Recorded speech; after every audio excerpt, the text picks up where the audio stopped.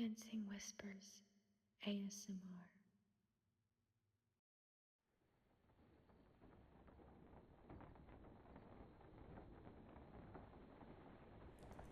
Hey, it's May. Hey, it's May. And I hope you're having a fabulous day.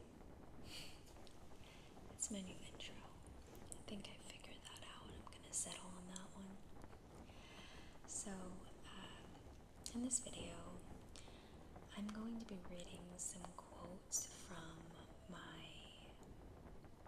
favorite book, which is called The Road Less Traveled by M. Scott Peck. For those of you that have heard of it,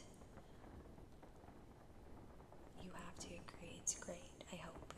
And those of you that haven't heard of it, it's great. My mom actually recommended this book to me, so I've read it only once, and I read it the first time about a year ago in my young adult stage, and some chapters were a little more difficult for me to comprehend, whereas others I seem to align with and understand better. My mom read this book for the first time actually when she was about my age, and she read it again in her 30s and again I think 20 years later while she was in her 50s. And something interesting that my mom has told me is that no matter what age you are, this book will always remain relevant, and as you gain, different life experiences, a section that you read in your 20s may have a completely new meaning to you 20 years later. So, there are 4 different sections of this book. The first one is discipline, second one is love, third is growth and religion, and the fourth is grace. And it's a really great book.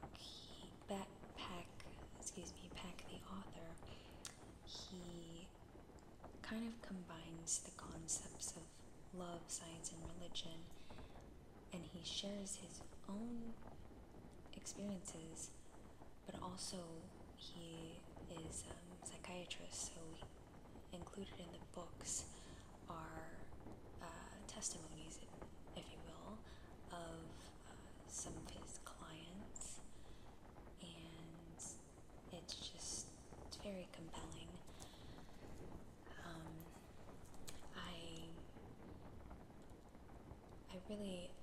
I don't enjoy the channel, but I think that I've been able to learn a lot from, I'm sure some of you have heard of Soft White Underbelly. I've been watching that channel for a long time, and of course the life experiences that those people have gone through are just so traumatic, and but anyway, that's kind of a random thought, but I really enjoy hearing stories about other people and what they've gone through, because it helps you become more aware of what's going on in the world, and how to approach your own life, and how to be kind to others, etc., etc.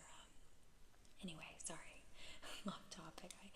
I had to kind of relate that to the present day, because this book was written in like 1978 or something. So, okay, so anyway, I will say, after reading the book in full, I think that my favorite section is the last section, Grace. It's been the most helpful to me at this stage of my life, and also I think it's been just the most relevant. So I made a 20-minute video collage of videos I took from when I lived in New England, so I'll be showing that to give y'all something to look at while I'm reading. And yeah, if if you'd like me to read an actual section of this book, maybe I can do that in another video, but for now we'll just be reading some of the real insightful quotes that this dude shares. Very philosophical. Okay, enjoy. We cannot be a source of strength unless we nurture our own strength. I believe that not only do self-love and love of others go hand in hand, but that ultimately they are indistinguishable.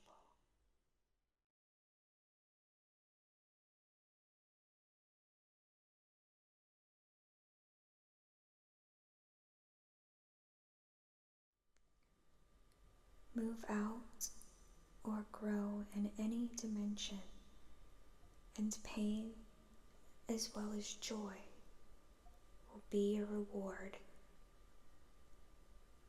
A full life will be full of pain.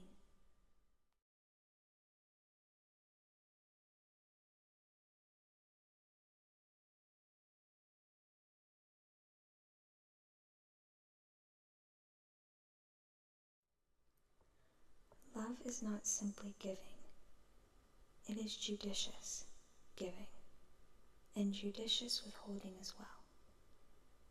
It is judicious praising and judicious criticizing. It is leadership. The word judicious means requiring judgment, and judgment requires more than instinct.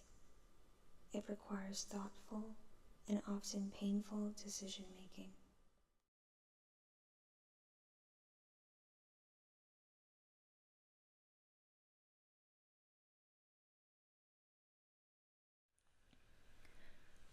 We are most often in the dark when we are most certain, and the most enlightened when we are the most confused.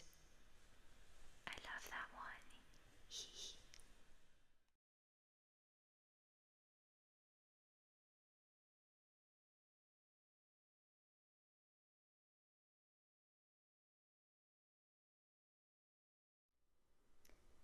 I am a totally selfish human being. I never do something for somebody else, but that I do it for myself. And as I grow through love, so grows my joy, ever more present, ever more constant.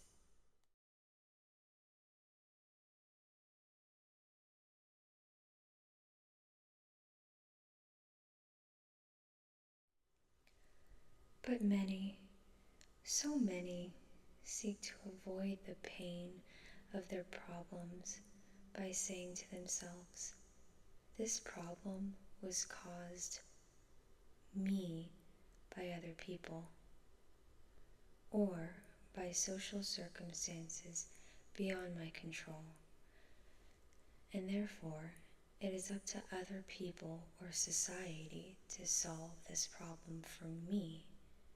It is not really my personal problem. The extent to which people will go, psychologically, to avoid assuming responsibility for personal problems, while always sad, is something almost ludicrous.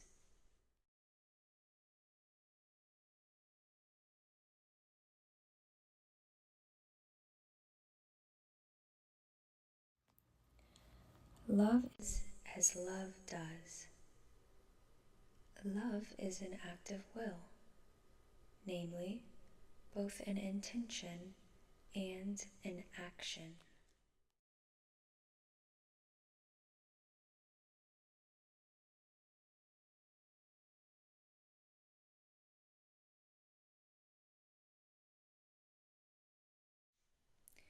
You cannot truly listen to anyone and to anything else at the same time.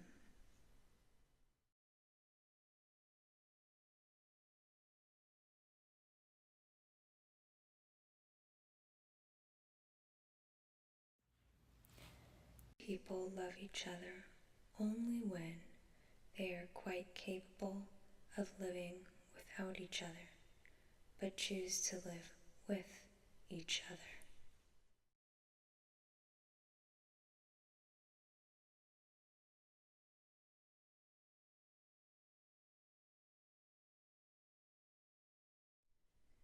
If your goal is to avoid pain and escape suffering, I would not advise you to seek higher levels of consciousness or spiritual evolution. First, you cannot achieve them without suffering, and second, insofar as you do achieve them, you are likely to be called on to serve in ways more painful to you, or at least demanding of you, than you can now imagine. Then why desire to evolve at all, may you ask? If you ask this question, perhaps you do not know enough of joy.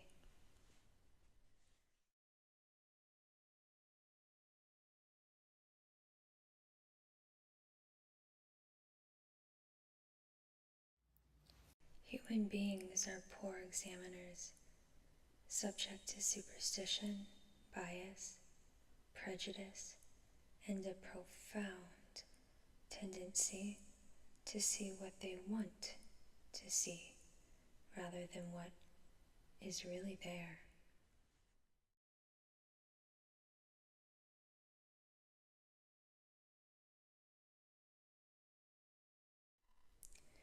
The only real security in life lies in relishing life's insecurity.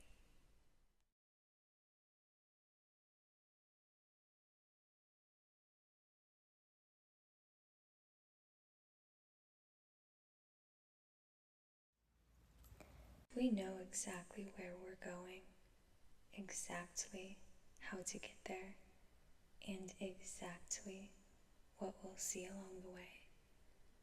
We won't learn anything.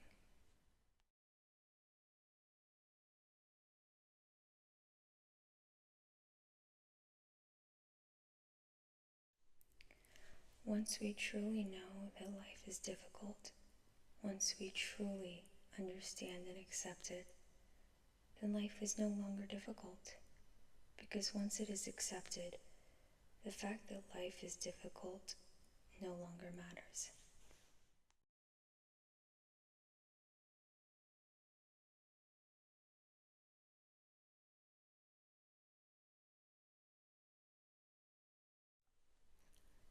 Community is and must be inclusive. The great enemy of community is exclusivity. Groups that exclude others because they are poor, or doubters, or divorced, or sinners, or of some different race or nationality are not communities. They are cliques, actually defensive bastions against community.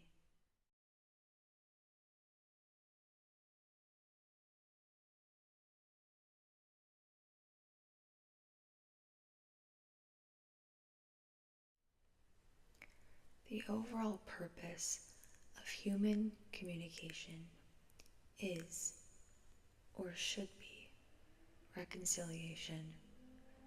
It should ultimately serve to lower or remove the walls of misunderstanding which unduly separate us as human beings, one from another.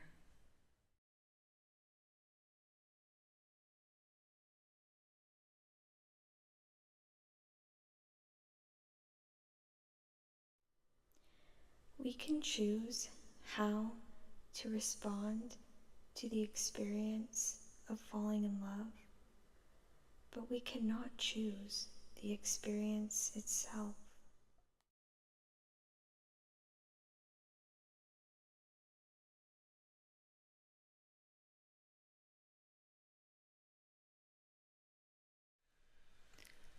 The best decision makers are those who are willing to suffer the most over their decisions, but still retain their ability to be decisive.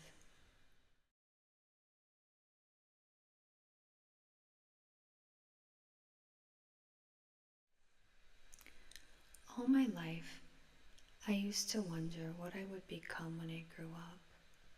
Then, about 7 years ago, I realized that I was never going to grow up.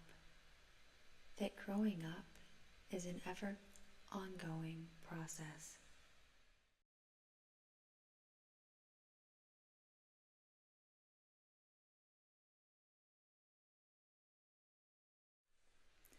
Often, the most loving thing we can do when a friend is in pain is to share the pain, to be there, even when we have nothing to offer except our presence, and even when being there is painful to ourselves.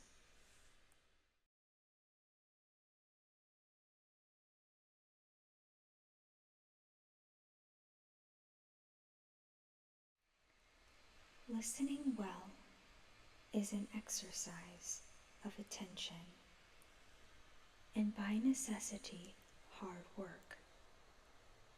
It is because they do not realize this, or because they are not willing to do the work, that most people do not listen well.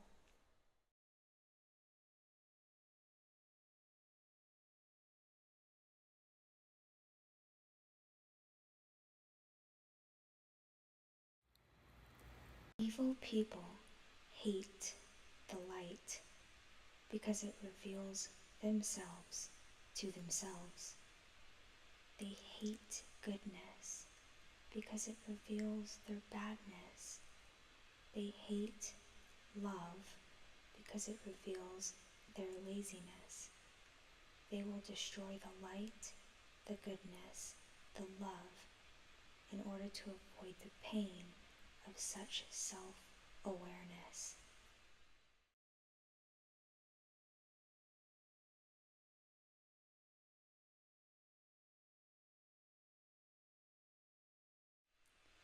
Falling in love is not an extension of one's limits or boundaries.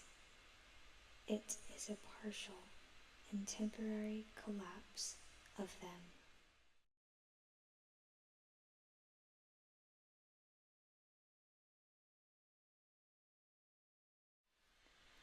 We skim over the surface thoughtlessly, but we must acknowledge that thinking well is a time-consuming process.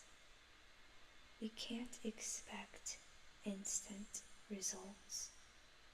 We have to slow down a bit and take the time to contemplate, meditate, and even pray.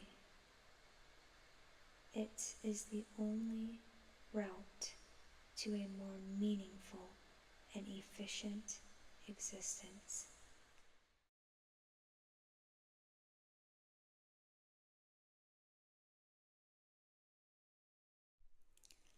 Hello, hello. This is not a quote by M. Scott Peck. It's just me.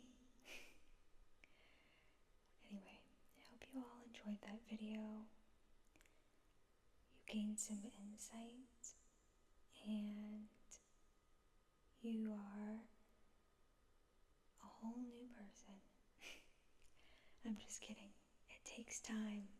It takes time. Hopefully you're also tired, because I know I am. Okay. Good night. See you next time.